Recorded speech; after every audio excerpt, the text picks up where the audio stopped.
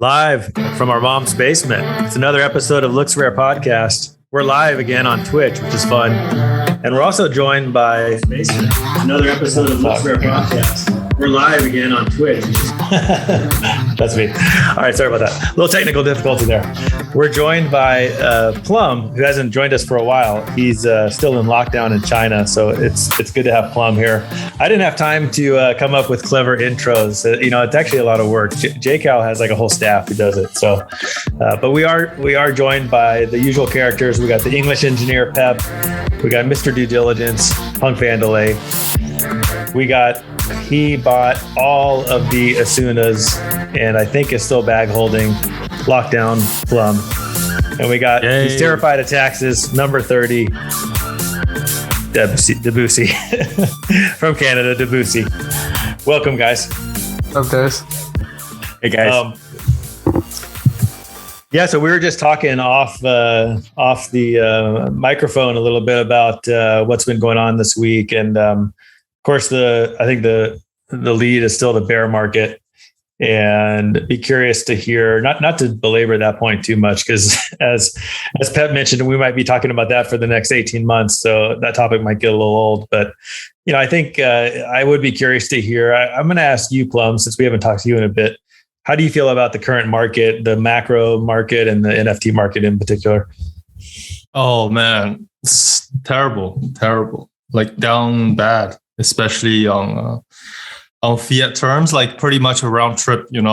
Like most of my bags, like the stuff that are holding up are the stuff that doesn't have liquidity, like art blocks. I mean, punks are all right, I guess. One of ones theoretically holding up because no one's selling, but some of the PFPs and cons pretty kind of like a round trip. I'm still like up from like a year ago, but could have sold for a lot more money than now, Yeah. So if you don't mind telling us about your Kongs, depressing.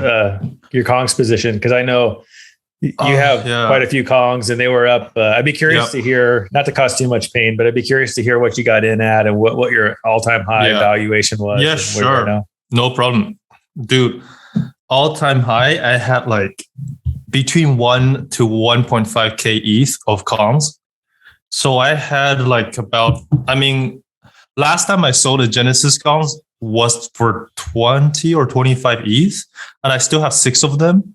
And I never sold any when they were 100 to 200 ETH. Like if I sold everything, like let's say, 200 ETH, I probably wouldn't have sold the top like that accurately, but that was still 1.2K ETH just for the Genesis Kongs. Let's say if I got even 800 ETH, that was like over $3 million at 4,000 ETH, right? And I had the babies, I had the VXs, so I could have cashed out $4 million quite easily if I sold everything. But I mean, I would not have sold everything in hindsight, but just to give an idea of how much it has gone up and come back down.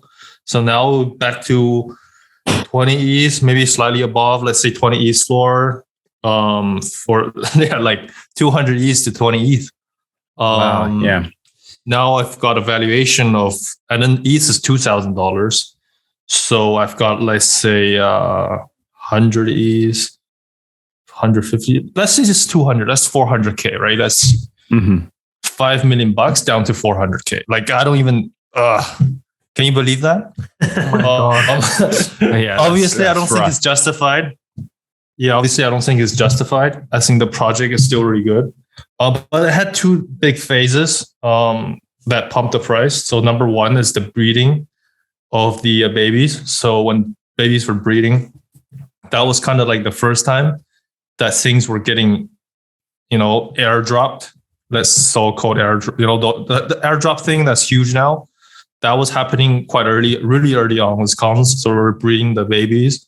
People were getting free money. It was great. The token was worth 20. I think the peak was like $30. Now it's like $3. Banana token. The bananas. Yeah. Can you talk about babies? Yeah, can you talk about how much that was generating, on a typical week? Because I remember it was a large amount. Yeah, for my 6 cons, it was doing it was 10 bananas per day, so that was 60 bananas every day, and 60 times, let's say 20, it was over $1,000 every day, right? Every day, every single day. That's every day. Every day I could have like literally had $1,000 in my account. I have no idea why I didn't do any selling or any kind of. I sold babies. I mean, I'm still very well off on cons because I was in early. I bought my Genesis average like 5 ETH each, maybe even less. So I got my babies free. I did spend a lot of money on VX, but I did sell quite a few babies over 15 ETH each. Like I sold one for 17.5. Wow, so that's pretty good. That was all right. Yeah, so I'm still up on the whole thing, and it's a great project. I met nice people, like it's still a good community. But yeah, so we had the breeding, and then we had the P&K, play and collect. So that was when the narrative really took a hit. And I think with CyberCons, it just shows how important it is to keep the narrative going, that you're going to have more airdrops, that you're going to have big plans coming up. And what cons did after babies and after P&K was to actually build out the game, which isn't a great game right now. I'm going to be honest, like it is well executed for what it is, but you're just clicking a few buttons. So like, it's a very basic form of like what a game has to be. And I think the next step really is sandbox. So that's the problem. That's the delay here. It has to sort of ride along other metaverses. So now we have a situation where the current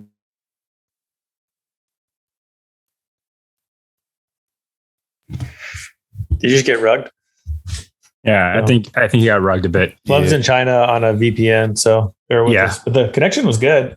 Yeah, I was actually going to say, I was going to interrupt anyway, because when he was talking, it kind of, I had this thought yesterday and today where he's talking about the game and all that. And I feel like so much of this Web3 stuff right now is just almost like a proof of concept. And yet it's a proof of concept where we're evaluating these things at millions and millions of dollars. So it's a little bit absurd, like maybe in 10 years or 5 years, they'll come out with a game that's really fun to play. But, like these games right now are not fun. And it's funny that we're putting so much value into them so early, or at least we were.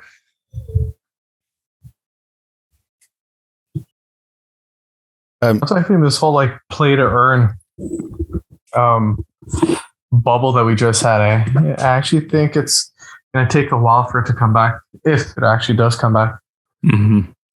Absolutely. Yeah, so like Plum was talking a minute ago about VCs, and I know in the broader sense, VCs are wrecked everywhere, but in crypto specifically, that the last few months of last year, some of the apparently like the volume of like pitch decks for play to earn games was just off the charts. Like VC inboxes just every day 20, 30 decks to go through. Like, so the sort of just the hype and the overheatedness around play to earn was wild towards the end of last year. Like, I mean, we all saw it anyway, and we all felt it anyway. But it's like, but it extended to the amount of money that was raised. For I guess, I don't know. Time will tell whether these projects are vapor or not, or whether there's some merit to some of them. But can you pull up the data for the Axie Infinities? I'm curious, like how wrecked it is right now. I haven't even looked, but I remember like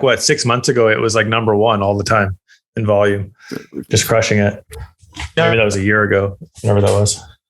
Let's see what I can find. Yeah, I just want to say hi to all the listeners. Definitely reading the comments. And thanks for joining. I was trying to look at the comments, but then it started rugging me with the audio, so I had to like close the window. Okay, yeah, I have it open on my cell phone. So we got Rishi Roosh, okay. I'm Killy, Sauvage Akira, Fungi Ball. I think we've got like 15, 20 people in the chat. A lot of familiar names. Yeah, I recognize all those names. Thanks for joining, guys.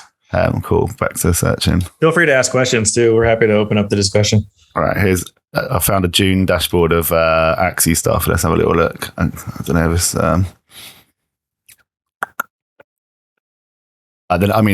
from the peak there of like transaction count in the like 7,000, 8,000, 5,000 a day to where they are now, where they've got a few hundred transactions a day. So, just in the player stats, there's way less activity. Price wise, it's pretty savage. Yeah. So, I remember this space can be so hard, right? Like I remember looking at this stuff and thinking, why would anyone pay this much money for these things? Like I remember telling you, Plum, not to be, not that I was all wise. I did all kinds of mistakes too, but I remember telling Plum, like, dude, you got to sell more of these Genesis Kongs or 100 ETH. Like, what do you, at least sell like a couple more. But we all get wrapped up in the same, FOMO, right? Or the thing like we don't want it to go up to 200, and miss out. And I heard like the guys on the All In podcast were saying, they've been saying this for a while. It made me feel better. Like, even though they saw the end was coming, you don't know exactly how to time it. And they said, as a venture capitalist, not that we're venture capitalists, but we kind of pretend that we are, you can't afford to sit out during that blow off top. Like that's when you make tons of money, right? And they said the best way to prepare for a bear is to make as much money as you can in the bull. So that's what keeps you in the game like too long, right? And So in retrospect, I've been kind of beating myself up. Like, why didn't I see this coming? Why didn't I sell more ETH at 4,000? Why didn't I sell more NFTs when I could have? And, I sold some, but like, no one's perfect, right? Like we all get caught up in it. And it's just a weird psychology. Looking back, it seems so obvious to sell more stuff then.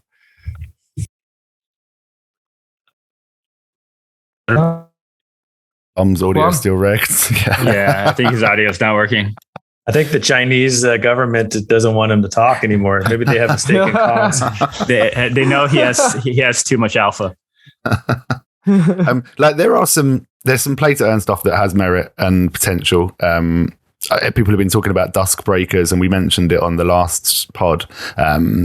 Big VC money, but not from random nameless funds, from VC funds that you feel like, oh, okay, I know these names and I trust them to make good bets. So there's Ascenders, which I know is raising in the background at the minute. So people have mentioned Forgotten Runes. I know Zinc was quite bullish on Treeverse, Loopify thing for a while. So I'm sure there's some good stuff coming down the pipeline, but things just got so hot, and like that Axie chart is, I don't know if I can pull it back up, but that's not unique. It's brutal. It's not unique in the world of altcoins. Sure, like a 90% drawdown isn't unique, but that run from literally towards the end of 2021 towards the end of 2020 when it first kicked off through 2021, like that's staggering multiples that people had. I do to provide a tiny spark of bull maybe or positive energy to this. I do feel like the discussion's quite different in crypto specifically for me and for us compared to the last time in 2018, because in 2018, like there was a legitimate concern that Ethereum would go to zero the way Luna just did. Like there was no use case for Ethereum. Like the best thing it had going for it was like that stupid, what was it called? That bets market where you could like bet on if Trump won the election. What was that called? Oh, man. I want to say Aragon or I don't know, something. But that was like the biggest DApp, and it had like 17 users a week or something. Like it was absurd. And I remember people pointing to that and saying, "This is all you have." Yeah, Augur, exactly. Augur, thanks, yeah, that's it. So Augur, like I actually bet on the Super Bowl with Augur one year, and I won. I won on the Chiefs, but that was kind of fun. But anyway, like that was like the best thing Ethereum had going for it. Like literally, like that was like the top app, and it was such shit. And so I remember looking at that when ETH was $80 and going, I don't know, like I don't know about Ethereum. It's probably not going to work out. Whereas now, like I have zero concerns that Ethereum is going to work out. It's just the price is going to go down and it'll go back up, So it's a little bit different in my mind. I think you guys would agree, right? Totally. Yeah. I think the biggest issue now is whether or not I saw read his name on Twitter. He was posting a link about, ETH being a security. I think that's a huge concern if it ever does happen. That's basically my only main concern. I thought that was put to bed already. I mean, I thought What was the deal with that? It was, but it wasn't officially put to bed. So I guess there's a bit of concern, but I think it's going to be all right. Yeah, you're right. It wasn't official, but I feel like of all the things the SEC has to go after, I don't feel like they're going to go after that. But I don't know. We'll see. Well, Fungible, $20K. Fungible commented about the WGMI portfolio, and I remember I tweeted out a long time ago, like during the Mad Bull, when everyone's freaking out and talking about their. I learned this lesson in Top Shot.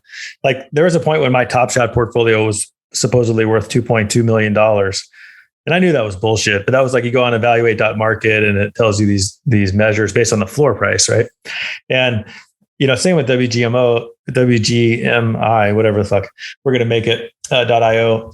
If you go on there and it tells you your thing's worth like $1 million or $2 million, like you need to take that and like divide it by 2, and then maybe divide it by 2 again, because that implies liquidity that's just not there, unless everything you have is like Moonbirds or, maybe punks or like something that you could actually sell relatively easily, which it usually isn't, right? It might be like a little bit of that and then a bunch of random crap that like, and sometimes it's way off anyway, the way it calculates it. So, and we get obsessed with looking at these numbers and thinking that it's actually worth that. And it's, it never is.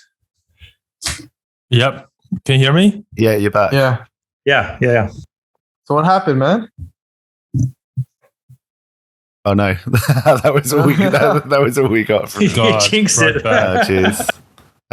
Like I remember when we were all buying Tezos NFTs spring summer last year, and there was a similar thing there. There was a tool that kind of analysed your wallet, and at one point I'd like well into 6 figures from a 4-figure spend. I'd like well into 6 figures, quote unquote, worth of Tezos NFTs. But like you say, you have to take those figures with a massive, not even a grain or a pinch of salt, but like the entire tub, because the liquidity isn't there. And the funny thing is that tool that we had for Hen was actually pretty accurate, because it would take like an average of it wouldn't just go on the floor price. It would actually take into account the last few sales. Like it was actually a little more accurate.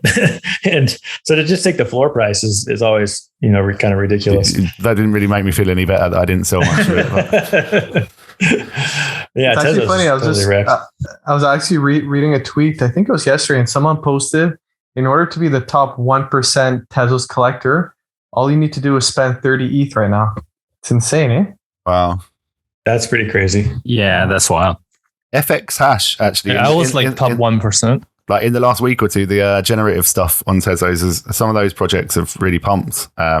Shout out to Lonely Boy. He's probably balling while everyone else is wrecked. But bring up small skulls. I actually bought... I think I bought 4 small skulls when they first came out, because they were like billed as the punks of FX hash.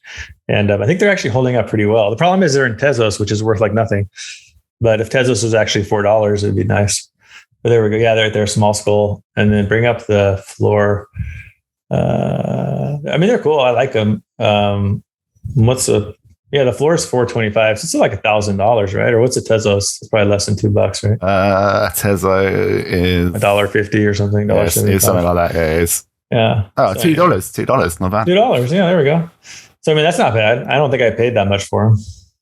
So we'll see. I don't know. Little mini bull run there for the small skulls.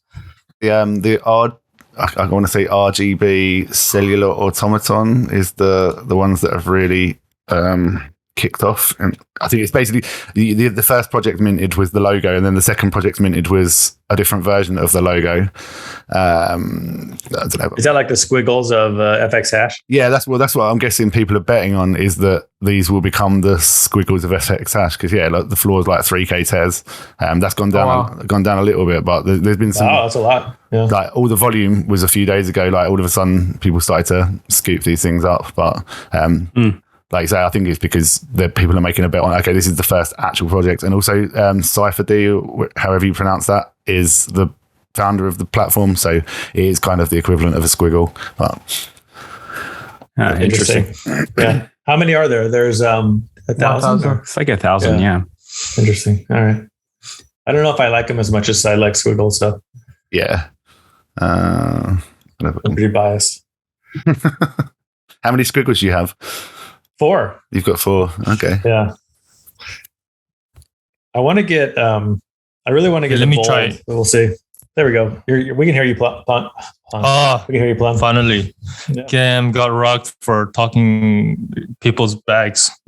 So, all right, I want to hear about Miladies. Tell me about this Miladies business. I know nothing about it. So, yeah, I don't know the total ins and outs of it, and maybe someone else can chime in. And it's all a bit grubby and nasty, so I don't think we want to go into too much detail. But basically, some of the key figures, founders / other key people within that community. There's all sorts of DMs been shared and screenshots and stuff from way back around kind of gaslighting and grooming of teenagers into like stuff that they wouldn't necessarily want to be doing. So like kind of, I guess, some sort of psychological warfare. Like I'll pull up some links, but basically like they were allegedly some of the people involved in that community, and the art is kind of inextricably linked to the ethos as well, which makes it a bit more difficult to come in currently and kind of buy the floor and buy the blood and hope that you're going to do well, because it's all pretty grim stuff. Like a lot of people that were prominent Milady advocates are kind of washing their hands of the whole thing because it's just so grim. So that sounds to me like if Misfits use founders were doxxed, and it turns out that they actually like enslaved people or tortured people. Exactly. Yeah. It's got vibes of that same Misfits U stuff, and that project just didn't recover, did it? It's like, there we go. Holy shit! Seriously? Yeah, I don't know if this is the right article I'm finding. Bear market, man. Bear market. Yeah. It's interesting though. Like after this news came out too, it seemed like there was a lot of threads about other projects, and some of it was just fake news. But I think people are starting to dig into the founders and seeing if there's any similar links like Milady's had. Okay, so it's like exploiting and coaxing underage girls into self-harm, and Jesus Christ, that wasn't the long and short of it. There was all sorts of other stuff. So, oh man, I'm glad I don't have any of those, but I would drop that shit. It seems like what happened to I'm assuming the price went down. The price. Yeah, can we take a look at that? Yeah, there was talk. I saw the price. I thought they did an airdrop or something. Because like one day they were trending on the volume at like 1.5, and then the next day they're like 0.3 or something. Yeah, it's probably gonna. I was like, yeah, they must have done an airdrop. They're wrecked.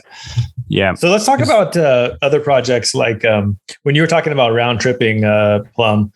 So this happened to me the other day. This has got to be very familiar to everyone listening. I bought a cool cat when they were just starting to catch on, and instead of buying a bunch of floors, which would have been wiser, I looked at the collection. My favorite was the Bob Ross. There was one on the floor for like 5.5 ETH, maybe back when ETH was maybe $2,000 back in the day. Around there, I DM the guys like, look, I want this. We give it to me for 5, and he eventually caved and sold it to me for 5. And like a week later, the floor of Cool Cats was like 5. So then my Bob Ross in my mind was worth like 25 at that point. It was like a genius move, right? And I thought I was so proud of myself. And then there was a point where it was 60 ETH, right? It was worth 60. Yeah, one of them sold for like 55, 60 ETH. And there was a point where I was like, I'm going to ride this thing all the way to 100. And then, it kind of plateaued. And then I listed it for like 40, didn't sell. Listed it for like 35 for a bit, it didn't sell. I would just list it for like a day at a time. Never got any bites, like nothing. And then, once School Cats kind of got wrecked with the whole game that didn't turn out, and what are the stupid pets that came out, and they kind of, the whole project's kind of wrecked, and now they've got a new CEO. Yep. And, sure enough, like they've been around a long time, and maybe they can turn around, and maybe long-term they could turn into something. I don't debate that. It's not like Milady's or something. Like there's no guarantee they're going to zero. That could definitely be okay long term. But here I am looking at my Bob Ross that I thought I was going to sell for 100 ETH, and all of a sudden I'm like, wait a minute, I paid 5 ETH for this. It's like I may not even make any money on this. I'm not going to fucking round trip this thing. This is crazy. So I finally sold it for 9 ETH. And even a week ago, I got a bid. I saw you sell it. Yeah. I got a bid for 10 ETH like a week ago, and I told Zink, I said, I think in the chat, I was like, I should accept this. And he's like, no, that's not enough. I'm like, I don't know. And then I listed it for 12, and no one bought. And then finally, I sold it for 90. It's just so brutal. It's so easy to round trip, dude. It's so easy to round trip. It's just so easy because when on the way down, obviously on the way up, it's hard to sell, but on the way down, it's also hard to sell because it was worth more. And then like you're like, yeah, it was worth that much. And then on the way down, you're just, I don't know, you just can't accept the reality, right? Yeah, I heard a guy today on the All In podcast. It's those guys are also smart, and they had a guest. I forget his name, but he was basically saying, "Look, this is how you deal with moving forward." He said this whole thing that happened the last 2 years, it doesn't really apply to NFTs because NFTs had exponential growth. So you got to take that part with a grain of salt. But just the markets in general, he's like, you're going to have this tendency to look back at the all-time highs and the growth that you saw month to month. And you got to just throw that out. Like, 100%. Forget that ever happened. Like that was not real. Yeah. That was bullshit. That was from the Fed dumping all this money into the economy. That's never going to happen again. Like, just erase that. But it's so hard to do, right? So that's something exactly. You have to learn that. And in NFTs especially, because the next time something like that does happen, maybe it won't be those NFTs that are pumping. There's no guarantee that you hold those bags and they come back because historically with altcoins that doesn't happen. Exactly. If you bought ETH or Bitcoin, obviously it will. With punks, I guess it will. But most of the other stuff, every cycle is going to be different NFTs. Right. So along those lines, like I look at my collection now and I started selling a bunch of stuff, and the way I decided what to sell, like Cool Cat, I'm going to sell that. Doodle, I'm going to hang on to that because I have one good one and I believe in the project. And not that I don't think the price will go down. It probably will. But I think long term, it'll probably go back up if I'm hopefully. And I don't want to mess around with swing trading it. And then punks, I'm going to hang on to my punks. If I had it in the I would have sold it. You got to look at each project separately and say, well, what are the chances it's going to be viable in 2 years? Yeah, exactly. Because that's how long it's going to take, probably. I mean, art blocks, I'm very, very, very keen on. I'm confident that art blocks going to do well in 2 years. I don't know what you guys think. Totally. Chromie squiggles. Definitely see that. Especially, I think, Plum, you were talking about the first day mints. I think they're going to do extremely well. Yeah. I think people are still like not sleeping on that. The first days. So I especially bought one that's number 89, I think it was. So I was hoping to buy something under number 100, and I did get paid a bit of a premium for that. And the guy who owns like a bunch of them, he dumped all of them by now. That was like Tiger. He was dumping. Yeah, Tiger Pulse. He was dumping all of a sudden one day, like maybe a month ago, he was dumping all of them for like a floor. And I was like too slow to get one. And they got bought up in like half an hour. So those would have been great buys. Buying a floor one for that's number under which 100. project are you talking about? I spaced out for a second. Chromie squiggles. Squiggles. The day one mints. I think the early ones, construction token also maybe, but you find something like 10 that much. Yeah. Which ones? You can find they're selling number 41 for 10. Which is not bad. See, honestly, I've been looking at it for like 2 weeks now. I'm just not sure. Yeah. What are we in Top Shot? Are we talking about serial numbers now? Like, what the fuck? Who cares what number? No, like Chromie squiggle number 41. I'm like, whatever. I'm personally obsessed with this number thing. I don't know if everyone else is going to be, but I hope so. I don't know. I guess sub 100, maybe. Yeah, I could see that. But everyone got wrecked in Top Shot, but going with that model, like, I don't even know where that came from. Like when I first started collecting Top Shots, I didn't give two shits if it was the jersey number, or like even, I guess number one was kind of novel, but after number one, like who cares? And then it switched. Like everyone cared about the low numbers. And then I totally fell for it. And I started buying like low serial numbers, like less than 100, even some like chump player. It's like, oh, this is going to be worth a lot. And then I looked recently and like, there's no difference in the prices of any of them. Like nobody gives a shit. Some of those headline sales for like you said, the shirt numbers or whatever, some of them were ridiculous. When you go back and look at like the February 21 sales on Top Shot, holy shit. I sold a number one Matthias Tybal, Matthias, what the fuck is his name? Tybal on the Sixers. He's actually a pretty good player, but he's not like a superstar. And I had the number 1 rookie debut, and Beanie bought it from me for $1,000. And he started gloating after he bought it. Like he would like DM me like, hey, like what's up? Like I got your number 1 Tybal. Now it's probably worth like $200. What did you? These look great. Wow. Yeah, well, I was going to say, you're talking about art blocks. What did you think of this Macchio 135 Lionel Radisson? He put this project live yesterday. Or is day that before. the latest one? Yeah. And the people are going crazy for it. Is that curated? That's curated. Wow. Holy shit! I completely missed that. Yeah, these look nice. Were these curated or factory? Is it really factory? Wow. These looks like curated to me. Yeah, it looks very nice for a Holy factory. Moly. Whoa. That's a factory with a 1 east floor. Can you check what they minted at? Nothing. Probably like 0.08. Dude, if it's factory, it must have been quite cheap. Holy shit! Factory with a 1 east floor. Can you click on one of them? What's that?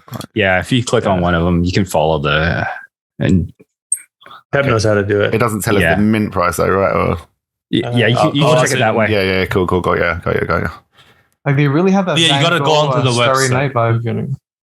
And then to collection. I don't know. Can I take a counterpoint? Sure. I mean, they're pretty similar to Anticyclones and Edifice and a lot of these other projects. I mean, there's really not that much difference, to be honest. That's the problem with art blocks. Like you just don't know which one's gonna make it unless you buy Squiggles or Fidenza. Mm-hmm. Or even Denza. Fidenzas are trash. Fidenzas are trash. Yeah, exactly. Gazers. Don't forget Gazers. Yeah. Gazers and Squiggles are the best. And Edifice are the best. No. They're still low. Fidenzas are still good. You can't. They're trash. They're trash. Sell them. Yeah. They minted a 0.2. People are telling us. Okay. 0.2. Holy Wow. crap. Wow. Yeah. Pretty good. Holy crap. Pretty nice little bump up after mint. Yeah. But I'm sure like when you remember we saw like that little pump of art blocks like a month ago, just how fast it moves because everything is like 1,000 supply, even less. Like it's actually quite crazy. Yeah. Like the like floors is double, right? Like what the heck? Like I can't wait till like it just pumps again like August. I do think the problem with art blocks is that it's so like what if next month some really awesome project comes out that we all agree is like the best one that ever came out.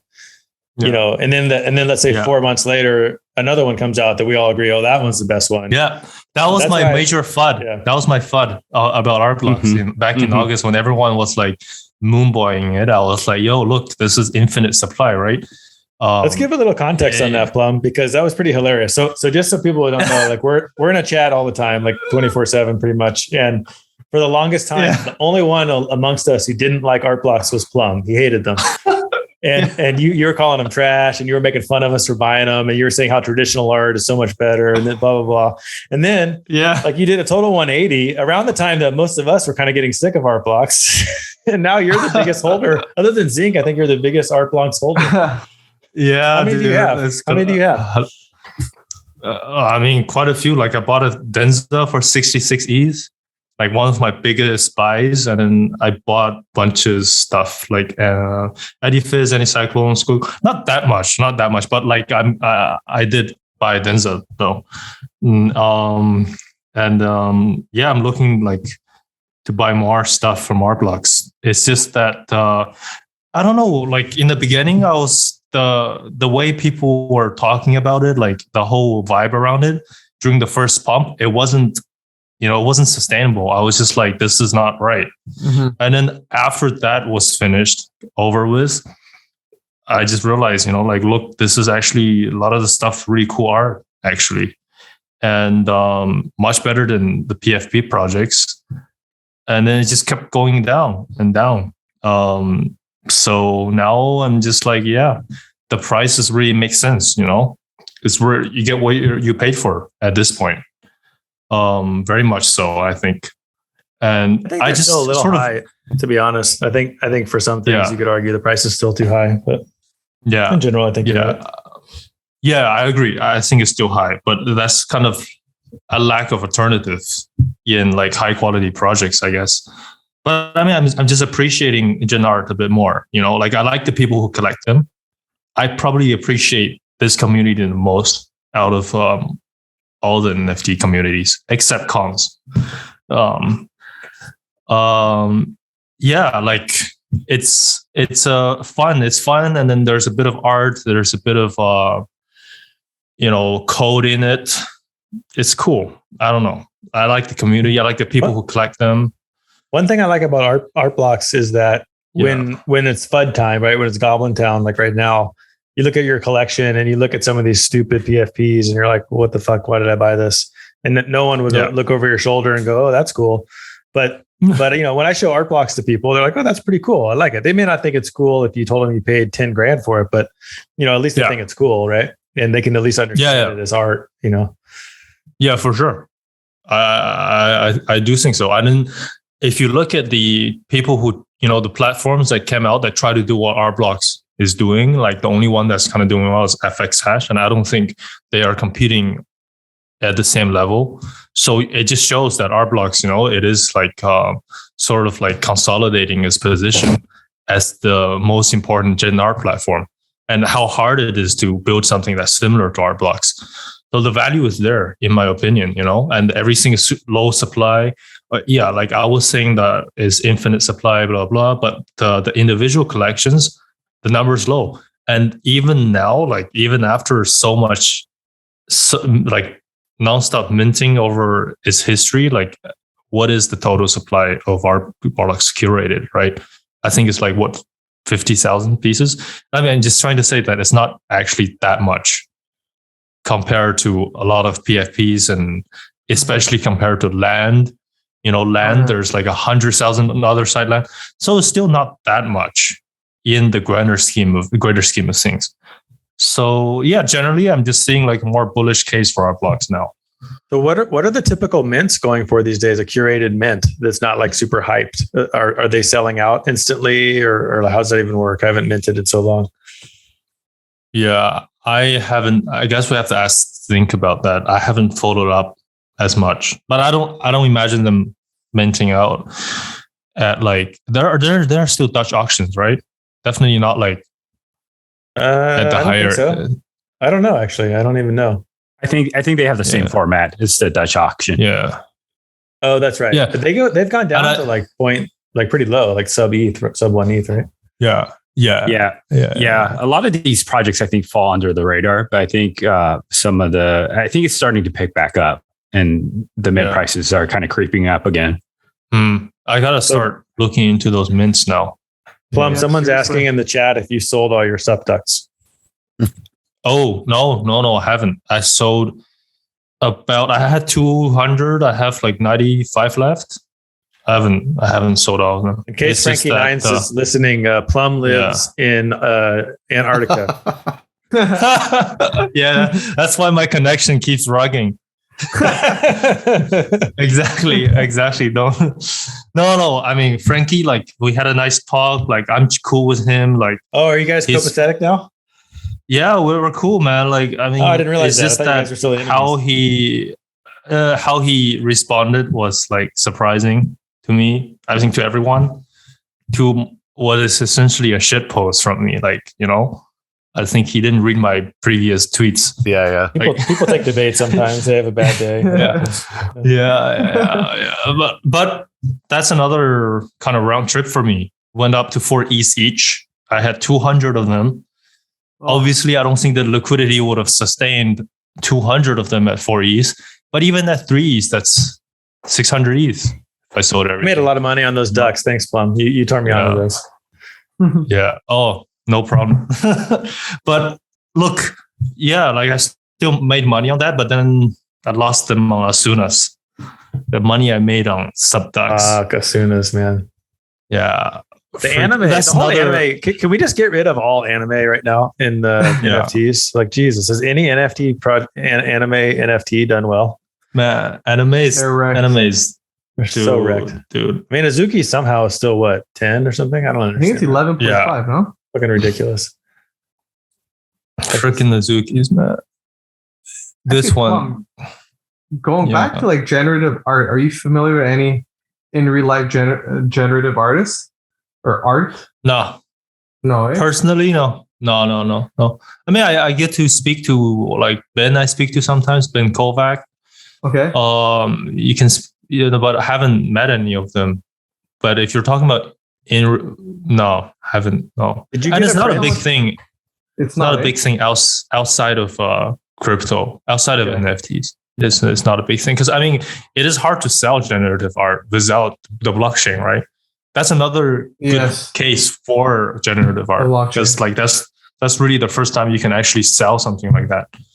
Very synonymous with one another. Yeah, they really go works, together. right? It's a perfect fit. And Snowfro was like the one. I think Snowfro was really the first person to realize that. I actually kind of know that because I was in the Punks chat when he was talking about it, and I remember there's a guy Rasterize who's really into generative art as well. For real, like not real, but like non-NFT, like 1950s generative art. I forget the names. There's like a few icons, and I believe it was him who had a piece of art from his grandfather that he had gotten, and it was like one of the first generative art pieces, and it's really cool. He showed us a picture, and I remember Snowfro talking about it. Like I'd never heard of it. I didn't even know what it was. Like, what is generative art? And it was just so cool how he, like all along, like ever since he saw Punks, Snowfro wanted to do art blocks, and the timing is crazy. I mean, I almost would bet you that I'd love to have him on the pod one time and ask him, but I almost would bet you that he would wish that it didn't come out during when Art Blocks came out, it was like the ultimate FOMO time, right? And it almost cursed the project, like it almost wrecked the whole project, right? Because when evaluations go up that high and then people lose money, they get pissed, and and he didn't want that. Like he wanted it to kind of have slow, gradual growth, and the whole point of it was to have affordable pieces. Like he always wanted Squiggles to be like a couple $100, and so. That's a good point. Yeah. It's interesting. And now he's getting a ton of money from it personally, but which I'm sure isn't a bad thing, but he gives a lot to charity, and he strikes me as the kind of person that's like, honestly, if you could have less money, but have the project be a little bit less hyped. And I think it's going to recover. I think it's recovering already, but there was 6 months where people were really down on art blocks. Yeah. Just kept going down and down. I think we finally sort of like got that vibe off.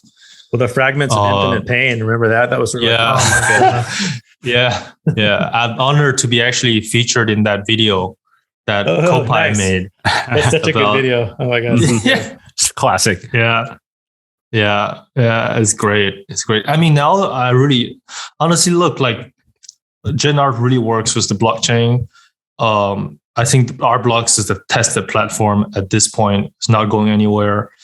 The new website looks great. I love it. I love the new mints, the new stuff. And then you just keep on seeing like more different types of things happening. And then as tech progresses, it's also going to be like, you're going to have more, more new tech coming in, like more new ways to create art. It's great. It's great. I really like it. But I guess the tricky part is telling which ones are going to be the next. Well, as an investment, I think Squiggles are just the no-brainer, right? Like 100%. Yeah.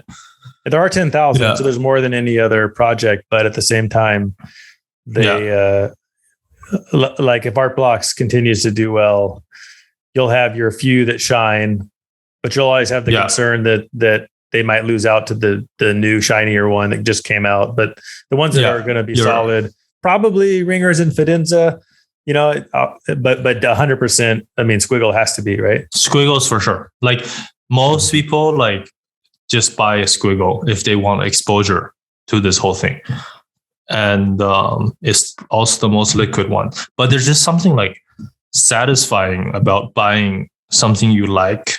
And especially in Art Blocks, buying something that's rare, because the rarities, I think, play such a big role in Art Blocks. I saw Meridian. The someone posted a tweet of it. It was like the gray, like smoky one, and it's so awesome. You guys know what I'm talking about? It's amazing. It's so amazing. I know. It's so good. Yeah. And like that is to me, that's like a really fine piece of art. So you have even in a collection, you have like 3 or 4 that just really stand out, you know? Yeah, it's incredible, man. The rarities, they really get it right. And you see, like after every new drop, like the usual suspects, they would snipe the rares. It's addictive, you know? Like if I had like ETH flowing in, like I would definitely snipe all the rares of the new drops. But yeah, Number 70, it sold for 175 ETH. Yeah, you found it. Yeah, man, they're insane. Yeah. That one is beautiful. I don't know if I pay 175 ETH for it, but it's beautiful. That looks like ancient Chinese scroll painting. It does, yeah. That looks amazing. And the fact that a computer just put it out. Yeah, the fact that a computer just put it out is so cool. Right? Yeah, that is insane. Yeah. My latest, like most satisfying buy of the year is probably my anti-cyclone, which I luckily bought. And that was rare. I think it's probably top 10 or 20. And let's see it. Which one is it? Yeah. Do you know the number on that one? Go to Plum Vault. It's in my vault. Plum Vault. You'll see it. I think that was my most satisfying buy of the year. It's just so not your satisfying to buy. Yeah, the Asunas first. The 150 of them. This is I thought you bought 100. Yeah. Go down. No, couldn't. No, I didn't have that one. Yeah, that one. Thank God I didn't buy 100 as soon as. It's not loading. Oh, there we go. Oh, nice. Oh, wow. It's really nice. Oh, that is cool. Yeah, that's way different than any other one, huh? It's very cool. Yeah, the color, like, yeah. It looks like a hurricane, like a weather pattern kind of thing. Yeah. Dude, I love this piece. The color is just so great. That's really nice. How much did you buy that for? 5 ETH, 4.99. Nice. That's not bad, man. That is beautiful, dude. Yeah. I really like it. So when you buy like a rare art block at a reasonable price, you're just like, yeah, that's awesome, you know. And it's something that you can I just threw it in my vault, and it's something that you can just collect and hold on to, and have fun looking at it. Yeah, I really think this is not something you get with profile pics or with any other NFTs, really. Even one of ones don't have this rarity dynamic to it. Mm-hmm. And I think one of ones is another thing that's really underappreciated, but that's another story. Yeah. Well, yeah, art blocks are so interesting because they are technically one of ones, but they still have that community feel of a collection, right? So yeah, exactly. I think it's the perfect hybrid. Actually, you were saying why I changed my mind to be more like for bullish on art blocks. I think it's like the perfect hybrid between one of ones and profile pics, because you have the rarity structure there, you have the community there, you have like the art blocks platform. So you're not actually buying this art from the artist, right? You're like, it's a collectible. It's like a collectible art. So it's not like art per se. And then the thing with like one of ones is that you're sort of exposed to the artist himself or herself, which can be a good thing, but then it's also a risk factor from That's a really good point. An investment point of view. Well, they don't always know how to market, right? And they don't know how to do all the business stuff. Whereas art blocks kind of takes care of that for you. Yeah, exactly. Yeah, so that's one of my most, that's one of the points that really drove me to it.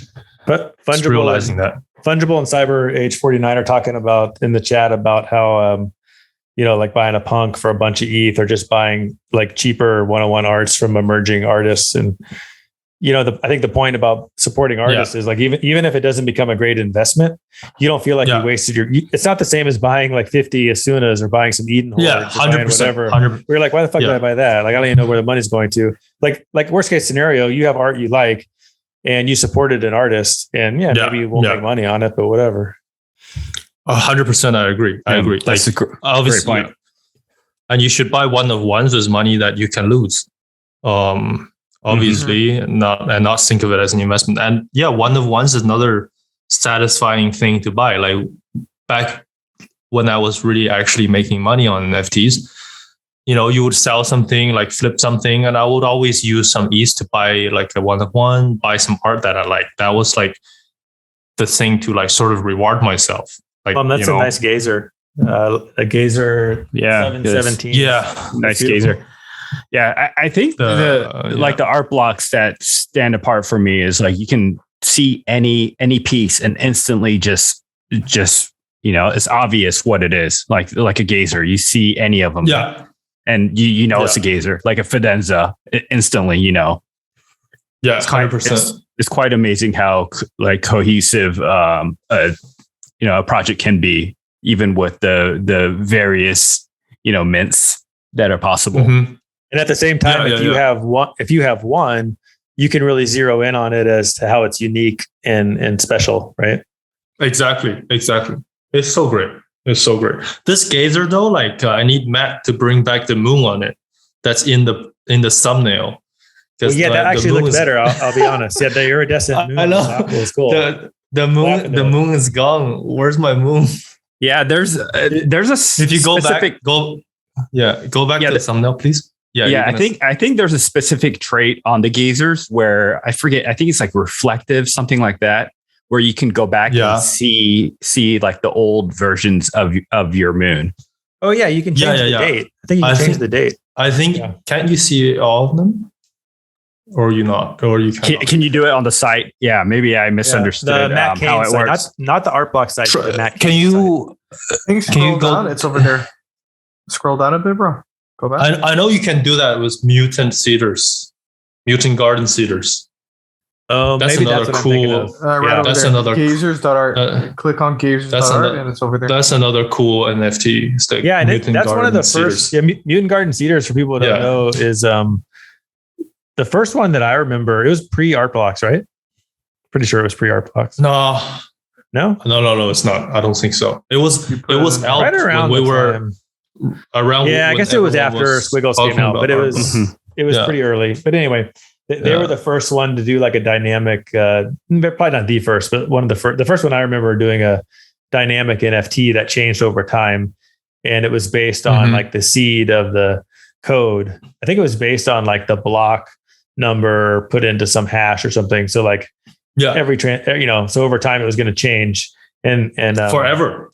Like it will never change back to something that it has been before, which is quite insane. See, the problem is we don't have displays. Like we really need live displays for gazers and Mutant Garden Cedars and things like that, where every day you want to walk by and look at it and go, oh, that's cool. Cause like I don't pull it up on my computer every day, Yeah, there's a Mutant Garden Cedar in my vault wallet too, if you guys want to see. But yeah, that's a good point. We have to, I always thought eventually we're gonna have more screens. Like maybe even the walls are gonna be screens. So like in the super long run, everyone is gonna be like appreciating their, mutating art on their walls. But then that's a long time, right? Yeah, you're right. Like we need more hardware to appreciate the stuff. Roosh is a tubby maxi. It's too bad we don't have zinc here, but I'm not sure that's investment advice that I would want to give out. Being a tubby, I have a couple of tubbies. I have a couple. Yeah, tubbies. Does he want to buy my tubbies? He can buy. He can buy all of mine too. Yeah, yeah. You're waiting for the you're waiting for the tubby. You're waiting for the tubby fud where it turns out they were grooming kids or something. Oh my god! No, that's not true. Just for the record, that's not true. Honestly, the cat child molester ring. Jesus Christ! All right, I wouldn't be surprised. Let's talk about. I wanted to bring up the Damien Hirst, the currency. So for people who don't know, Damien Hirst, one of the top 3 living artists based on sales. Is that correct, Plum? I think that's correct. Yeah, something like that. Definitely top 10. Big time artist from England. And he kind of does pop art. I guess I would explain it that way. He came out with the currency, which this was almost a year ago. And pretty cool concept at the time. I mean, the name says it all. But he came out with 10,000. He actually had created them supposedly years ago, and of course had a team. He doesn't do them all himself, but he has a team, and they take these dots and they have colored dots on canvases, and the canvas is about the size of a MacBook Air. And we know that because no one has a physical, and he held it up to a MacBook Air. It's like the same price, same size. And so the whole concept was you minted them for $2,000. I think it was 1 ETH at the time, but it was $2,000. That's what I paid for mine. And you could mint them. And then you had a year to decide if you were going to burn it for a physical. And if you burn it, they'll send you the physical, or you can keep it. And then after a year, you can no longer get the physical. So it was an experiment, right? To see what would happen. And it was really interesting because when it first came out, it was like, well, no brainer. You're going to keep the NFT. It's Damien Hirst's first NFT. Why would you want the physical? Like, physical is lame. Like, no one, it's all about NFTs. And I would have said at the time, like 90% were going to be NFT. And now I don't know if there's any data we can look at, but because you can burn them anytime you want until the deadline, which is in like July. But now I'm going to guess that probably over half, maybe even well over half, are going to be burned for physical. I'm probably going to burn mine for physical. The only reason I wouldn't is because I live in Hawaii and I'm a little worried about the humidity. But the physical seems to be almost more. Well, in a way, it's almost more rare, right? Because after the year, you don't have that choice anymore. Whereas the NFT, I mean, I guess the supply will be set, but the liquidity for the NFT will still be there. Whereas the physical, like if you want to just buy one online, like you can't really very easily. So it's I'm probably, dynamic. It is. I'm probably going to burn mine too.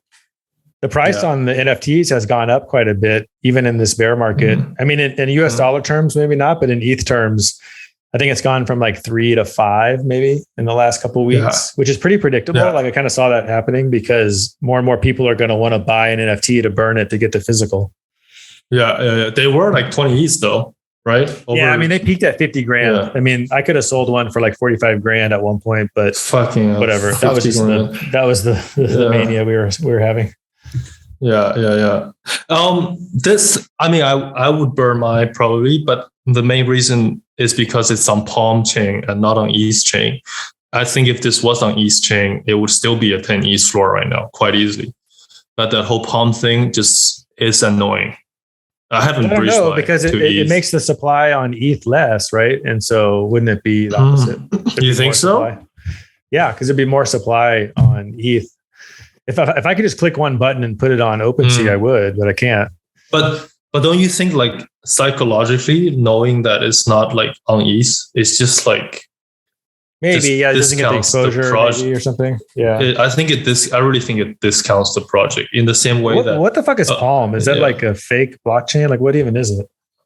I think it's like a side chain. Yeah, layer 2. I don't know because you can get on it on layer 2.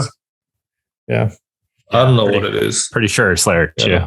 But the bridging is a real pain in the ass. You can't just it is, yeah. Yeah, I mean, but if Palm disappeared, all these NFTs would disappear, right? Mm-hmm. I think I totally agree with you, Plum. So that's really disturbing to know. Wait a minute, when you maybe Vandalay knows. When you send it to ETH, when you bridge it over, does it live? Like I don't really understand how that works. Does that mean is it still reliant on Palm or no longer? Like I don't think it is relying on Palm anymore, but I had actually had a question for you guys. Do we need to bridge it back over to Palm in order to burn it? Because bridge, don't bridge it back, bro. I think you might. I don't know. Because I wish I hadn't bridged it now in retrospect. Don't bridge it back. You might as well just sell it and then sell that. And buy another one. Buy another one on Palm. Yeah, that's probably a much better idea because I'm like, this is so much work. But then you got to pay taxes. Yeah. Oh, brutal. I got this. 221 is the number that have been burnt so far. Oh, wow. That's it? It's so low. Yeah. Holy crap! People are waiting. It's like an auction. You're gonna wait till the end. I mean, I'm waiting because I don't know. I don't know why I'm waiting, but buying your stop says you probably do have to bridge back to burn, as far as I know. Yeah, I would think you would have to. Yeah, and by definition, it's short-term capital gains, right? Is there even instructions how you bridge it back? I don't think there is. Yeah. That's pretty funny.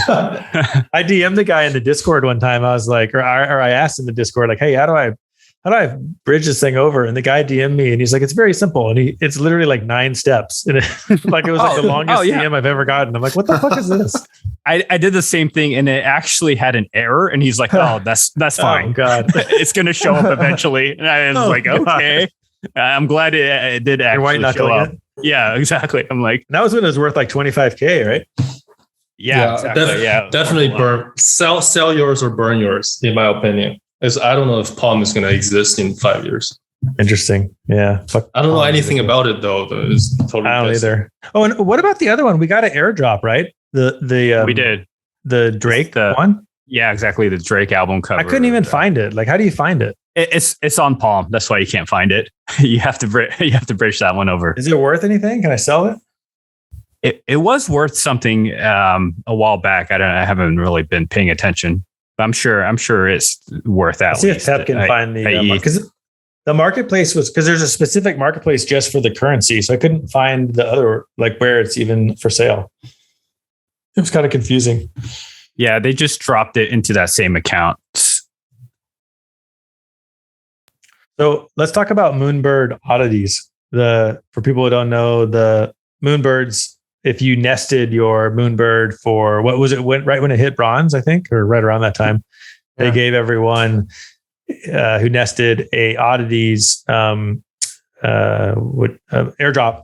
And it's a little bit not to bring any comparison to Azuki's, but it's a little bit like the bean in the sense that it's going to change over time before it reveals. So like right now it's like a cocoon, which is kind of cool. But I will say they're basically copying Azuki in that way. So whatever. And it's a really long unreveal, right? It's like another month or something. Yeah, in July. Yeah, I think it might be 2 months. Yeah, like 40 days, something like that. That's a really interesting dynamic, but I think they'll probably do something clever with it and it'll change over time. And we've seen at least one because I think Justin Mizell has the oddity as his PFP, right? I think I noticed that. So the one he had was pretty cool. So the other thing that's kind of interesting about it is I thought the way they would do it is, let's say 9,000 of the 10,000 are nested. So then there's 9,000. Well, they actually made 10,000 and then the extras that are left over didn't get airdrops, but they're going to hold on to them. And then I think they're like giving them away to different kinds of people or like, I don't know, who are they giving away to? I forget, like different communities or something? Or? Yeah, I think it's different communities. And yeah, I don't remember exactly. But anyway, they're hanging on to them to give them away to the community. Yeah. Okay. So how would they do that? Like, I don't even understand how that would work. You're gonna do a raffle. Okay. But how do you gotta, anyway, I'm not even gonna go there. You have to like dox and be like, hey, I'm a woman, like give it to me. I don't understand that. But anyway, I'm gonna get in trouble now. It's good marketing. But honestly, like, okay, we might as well talk about it. So they're saying like, okay, we have these left over. We want to support these other communities. I get it. Like you want to bring in more diversity to NFTs because it's mostly like crypto bros, right? And I'm all for like making it more diverse, but I don't quite understand like how would that work? Like how do you like prove someone's a woman of color and then give it to them? Like I don't even understand that. I think I'm probably gonna give it to like groups, right? Associations or. Mm-hmm. Or rather than like a random person. I guess that makes sense. Yeah, but I mean, are there NFT groups that are like that right now that you could just give it to? That's the interesting part. Yeah, I wonder if it's because I know they do have employees, so maybe it's they're giving it out to some of the employees or folks they I don't think they would give it to employees. Yeah, maybe organizations, but maybe as a way to onboard like people who don't know about NFTs. Maybe that's part of it. That would be kind of cool. So you find some organization that has nothing to do with NFTs and you're like, look, we're going to give this to you. All you got to do is like, let us show you how to set up a wallet. And then, they could sell it if they wanted to. If they didn't have any interest, they could just sell it. But if they did, they could, become NFT collectors. Mm-hmm. So I guess that would be kind of cool. So are you guys selling your oddities or are you holding? They've done a great job being transparent about things. So I'm sure we'll find out one way or the other. How they ended up distributing. Yeah. I think the only thing else to point out with these is that Gremplin is the artist on these. And it sounds he is like, for sure. Yeah, he's the artist. It was announced. Apparently he came to the proof group and wanted to do this project. So it was almost a one-off project. So it wasn't something on their roadmap already. It was Gremplin that kind of pushed to do this. I really like that. I like Gremplin as an art. I love Gremplin actually, but as an idea, like I really like how they're open. Like it seems like Moonbirds is very open to like I almost feel like if I had a great idea, I could contact someone in the in the chat tomorrow or one of the mods and like get access and like pitch a good idea and they'd actually listen, you know? Mm-hmm. I like that about it. Definitely. Yeah. And that spinning thing is actually a pellet. So I think the whole thing was something to do with the owls. They like eat all sorts of creatures and, you know, they might be embedded in that pellet, something to that effect. I'm probably butchering it. I thought it was like a cocoon. Doesn't it look like a cocoon? Yeah, that's what it looked like to me too at first, but it has to do with the owl. It's something to do with like pellets that they that come from the owls. Speaking of pixel art, I don't know anything about it other than that I've seen the project a little bit, but I looked at it the other day. Chimpers. People are talking about in the chat. What do you guys think about chimpers? I don't think any of us own any, do we? I think Plum has one actually. Yeah. Plum, you got a people chimpers? telling me about them, but I like them. I like the art actually. I like the my favorite one that I saw was the hamburger one and the like it's like hungry, I think, and there's like a thought bubble with a hamburger. But I think they're pretty clever. Those look great. I saw some trash project. I forget what it was called, but it was like pretending to be pixel art, but it was basically fake pixel art. You know what I mean? Right? Like they would just take the corners and make them squares, but like it was still line drawing, and like it was just such crap. Whereas like, you know, like the art on this is actually really good. I would because I know that pixel art is very challenging. Like you're really limited in what you can do with it. Yeah, and, this art looks quite amazing. Actually, it's one of the better pixel art projects I've ever seen. for sure. Does it have any kind of utility roadmap nonsense, or is it just like a straight up like, hey, this is art and whatever? Oh, that one's cool.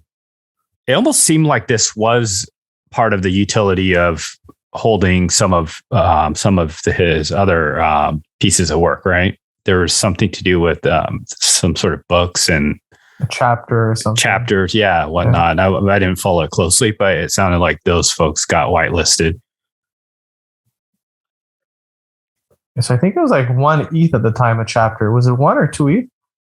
And people were buying, man, and they got airdropped a chimper. Mm-hmm. Yeah, they pumped quite a bit. I think they got up all the way up to 4 or 5 ETH. Yeah, I saw them hit like 3.5. What are they at now? Are we looking for pretty solid chimper? community as well? Mm-hmm. That's cool. I mean, I think the problem I have, like, I don't know about you guys, but we all have so many NFTs. It's like to be honest, like even Moonbirds, which I like and want to kind of be part of the community. Like I don't really go into the Discord. Like, I don't know. I'm just too busy doing other stuff. And like, I have a punk PFP and I'm not really going to change it. So I don't know, like the ones that are really expensive, I kind of wonder, like all the people who buy those, they have a bunch of other ones too. I mean, the whole idea, like back in the day, was like when punks came out, it was like they were $100. You bought one, and then that was your identity, and then you could maybe buy a couple more because they were cheap. But it's just funny that like a lot of people own 10 or 15 different PFPs that all cost over $10,000, but you can really only rock one at a time. So I don't know, it's just kind of weird. For the flex, man. It is, yeah. For the flex. Yeah, you see a bunch of people just kind of rotating them as well, depending on what's currently hot. I have noticed though, like on Twitter, for example, like my engagement goes way down if I'm not my typical punk one.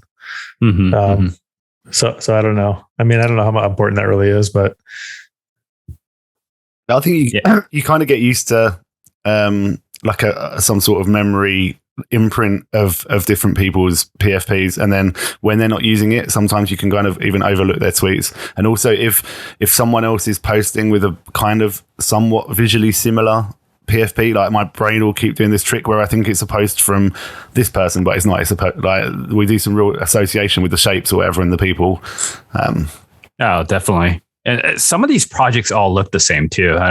This is no way, trying to FUD projects, and it's hard to, because of that, it's hard to tell people apart when they use, specific PFP.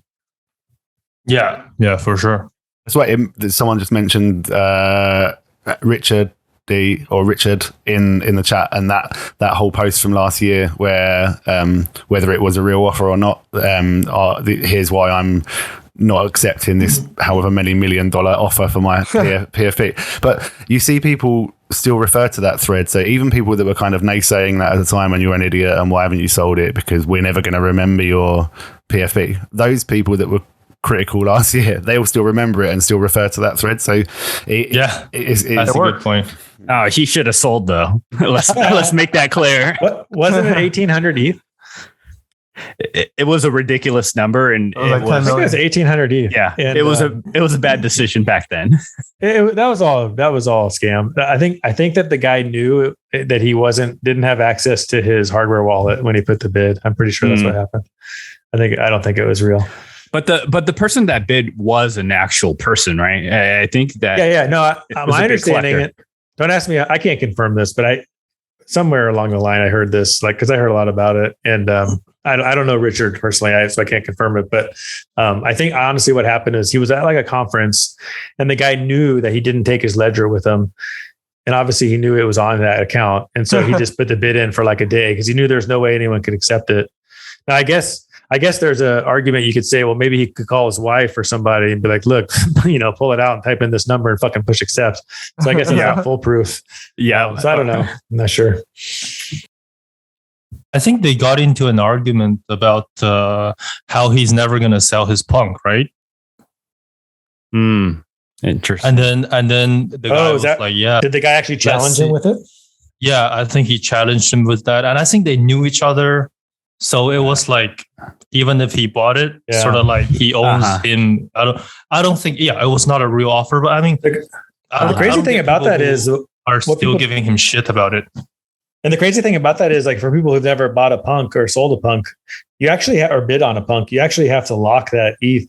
Like that ETH gets sent to the contract. Like you don't, it leaves your wallet. So I mean, that's not the same as like putting a bid on OpenSea or something. Yeah, it's like it's an ancient platform. Hey, what do you guys think of this whole soulbound token thing Vitalik was talking about? You guys familiar with it at all? No. So basically, I'll read a little recap of what it is. So it's called SBT, Soulbound Token. So soulbound tokens are the future of Ethereum, according to the founder of the cryptocurrency, Vitalik Buterin. To summarize, SBTs are NFTs that can't be transferred once received. So soulbound tokens can be thought of as non-transferable NFTs. Furthermore, they may also be revocable. One mentioned use case is a university providing a graduate with their certificate as an SBT. With NFTs today, if a university was to give out a degree as a standard NFT, the graduate would theoretically be able to sell it or transfer it due to the nature of the technology. On the other hand, if it was a soulbound token, they would be unable to sell or transfer it. Oh, that's really cool. Yeah, that's really very cool, interesting. Man. Yeah, but the university could revoke it if you like went against their terms of service or something. I think so. Wow, not sure about that that's part. Big. Revoking. Yeah, this is a game changer. I think there's just more use cases now. Yeah, and we're going to see more and more of these use cases, I think. Yeah, I remember reading the Vitalik post. I just pulled it up on the screen from a few months ago, and then no one was talking about it. And then, like you say, Deb, a few days ago, people started writing about it again. But it's no fun. Like, how can I make money on that? We can, but like professionals that get certain, I'm sure you can trade it on looks rare. Rareable allows it. Yeah, trade it on Rareable. People are making bids on. You could wrap it. You could totally wrap it, right? I'm not sure. Put it in emblem vault. It's like you're unable to like wrap it or anything at all. And the only way to make profit from this is, let's say, if the university gives it to you, you get airdrops, and you could sell those airdrops or whatever it is. Mm-hmm. And CyberH49 says he thinks it's going to be hold on. I think that soulbound tokens are going to be the biggest spam, but I'm not sure about that, man. Because someone mint, because I don't. You know what? Just because you can't transfer it doesn't really mean it's going to be spam more. Like the stuff I get spammed with now, I don't ever transfer it, right? So I mean, the fact, like, if I couldn't transfer it, I don't think that would make it more likely to be spam. If that makes sense. I don't know. I think that's the thing. I think Vitalik is trying to figure out a way to make it to to verify your identity. So all your SPT tokens, I mean, maybe your social security. Well, hopefully not your social security number. But this is the thing. Talking about the use cases of NFTs, like that's a great example. That one you just brought up, but like it's really funny to me, like when people who don't know anything about NFTs like read the news and see the markets. And first of all, like the market on good NFTs is no worse than the stock market right now. The market on bad NFTs is probably terrible, but whatever. And so people look at that and go, oh, they're wrecked. Like nice try. Like whatever. Like those are done. And it's just so funny because maybe the PFPs are going to be wrecked, and maybe in general, and maybe a lot of these games that are coming out are going to be wrecked, and a lot of these kind of proof of concept things aren't going to work out right now. But I'm pretty sure, like I can speak for all of us, like in 10 years and 20 years, like NFTs are definitely going to be a thing. Like it may not be exactly the way we envision it, but like there's so many use cases for them, and a lot of them don't make us money. Like I'm not necessarily saying it makes it a great investment, but just the technology is awesome. Like for a house mortgage, for a concert ticket, for university diploma, for anything, like it makes so much sense. And then the fact that for things that are like, for example, what I brought up the other day, like baseball cards, like linked to like a real thing in a vault, like there's so many use cases for them. I don't see any reason why that would just vanish just because right now we're paying too much money for cartoon monkeys, 100%. I think last year when we were just starting like to meet each other, there was like the existential question about whether NFTs is going to be a thing at all. But now that question's disappeared, right? Yeah. And I've questioned the art, like I've questioned generative art, like, will that really be a thing? And like, I think art in general as NFTs will always be a thing, but you could argue that, maybe we got carried away with generative art. Maybe we got carried away with this and that.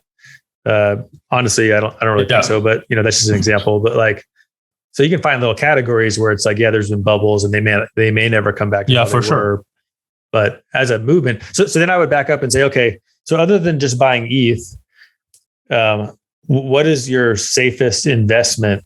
If you're looking just as an investment, let's say you're 100% NFTs will be around in 10, 20 years. That, like that's a fact. How do you invest in that in a super secure, safe, non-speculative way? What would you buy right now? That would be the safest. I guess ETH. Yeah. I mean, because if you're buying an ETH NFT, then buying ETH is probably a more conservative, safer bet, right? Yeah. Okay. Other than ETH, what NFT would you buy? I think so. Questions specifically only for NFTs? Yeah. What NFTs do you think are the closestly, like which are the most linked to the success of the whole industry? Rishi's going all in Tubby Cats. Yeah. Well, okay. We'll see how that works out for you. He says JK, but I don't think he's kidding. It's not. I would have said Punks before the Yuga acquisition. Yeah, that's the big thing. Is the Yuga thing. Yeah. If Punks was independent, I would have said 100% that's the one. But now with Yuga, you have execution risk. From what I've heard, though, is that most likely they're not going to do anything with Punks because they understand the value of it as a historic NFT art sort of thing. But then you still have the risk associated with Yuga. That could be a good thing, though. But then, what would be talking nice of years, yeah. What if Yuga came out and said, "Look, we gave you the rights for the IP, the way they did," or I don't know if they've really fully come out with the legal terms for it, but whatever. Let's say they square that and they say, "Look, this is your rights that you are granted. The Larva Labs never gave you." And and then from this point on, we will never do anything else to Punks. Like I would actually love that if they just said that. I really hope they do that. I think fantastic. Yeah. OSF and Mando were saying that they would like that too. People were holding Bored Apes to agree. And but they could do like airdrops, right? They could like do some stuff where like Meebits was an airdrop for Punk holders. But I don't think obviously they should not actually put utility into them. That would be a terrible thing. But yeah, before the Yuga acquisition, I would say Punks now may got rugged again, man. And he got rugged right at the punchline too. Yeah. Now I got to hear what he was going to say. Nobody's saying apes. I'm noticing. I think he did this on purpose. He rugged himself. That was very dramatic. And we'll find out on next episode of Looks Rare Podcast. And that brings us to our conclusion. Actually, we are winding down. That was a very dramatic rug, Plum. Any last thoughts from anybody? I say, should we look at the 100 ETH spreadsheet? Yeah, let's look at the 100 ETH challenge. Okay, one sec. Cue the music, Pep. I'm looking at WGMI. What's Paper Armada? Oh, that's like, I don't know why that's coming up first. Stoner Cats. Do people buy Stoner Cats still? Remember those grandmas? Oh my God. Didn't one sell for like 80 ETH or something? Oh no, there's a bunch of them that sold for that much. Oh, I'm gonna tweet about those tomorrow. Hilarious. All right, let's look. Zinc isn't here, which is probably good because he's wrecked at 52. So we started 100 ETH, everybody, and we invested like 6 weeks ago. Yeah. And first couple of weeks we were all looking like champs, and now we're just trying to keep our head above water. Zinc's at 52. Van's at 79.8. Well done. Look at you. Wow. Ooh, Pep's at 81. Ooh, Clone X is still holding strong. Snuck into the lead. I'm at 80.9. Not too bad. Jenny from the blockchain. Shoot, it says error, but we could probably fix that. Smiles. She's 68. Yeah, not too great. Sorry, Jenny. And Deb is wrecked. 37. Zookies, man. 37. Oh, man. I was so confident as well. Deb, at least you got a nice jacket out of it. Tax loss harvesting, bro. Yeah, you're actually psyched because you can tax loss harvest. Your fantasy is coming true. Fantastic, man. That's great. Like, you could invest imaginary 100 ETH. What do you do, Deb? You're like, I would lose 80 so I could tax harvest. I love it. Sadly, the Canadian Revenue Service, they won't actually accept this as a loss, dude. I hate to break it to you. It's not real. Oh, man. All right, this is fun, everybody. But thanks for joining everybody on the live stream. Oh, it looks like Do Kwon joined us. Nahiko, Cyber, Rishi. I'm Kelly. Kifa. Run the stops. Kifa. Fungible, of course. Buying your stops, yeah. Yeah, thanks for joining, everybody. It's a lot of fun. It's a lot of fun to do it live like this. Appreciate it. Catch you guys soon. Good night, everybody. Yeah. All right, guys. Have a good night, eh?